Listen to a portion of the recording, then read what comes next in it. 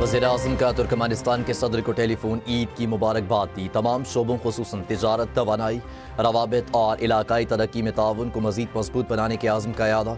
इलाकाई इक़दामात में ताउन बिलखसूस बाहमी मफाद के मनसूबों को आगे बढ़ाने की अहमियत पर जोर। Field marshal general Syed Asim Munir का ईद उल फितर पर दौरे कुर्म, जवानों के साथ नमाज ईद अदा की।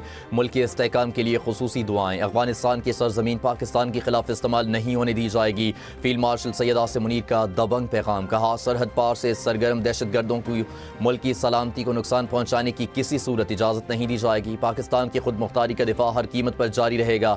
शहदा की कुर्बानियाँ ही हमारी कामयाबी का जामिन है। फील्ड मार्शल की पाक फौज के जवानों से मुलाकात। बुलंद हौसले और पेशा वाराना सलाहियत को सराहा। ऑपरेशन ग़ज़बुल हक में दहशतगर्द नेटवर्क के खात्मे पर अस्करी कामयाबियों की तारीफ। मुल्क भर में ईद उल फितर मजहबी जोश और जज्बे से मनाई जा रही है। इस्लामाबाद, लाहौर, कराची, पेशावर, क्वेटा समेत छोटे बड़े शहरों में नमाज ईद के रूह परवर इज्तिमात।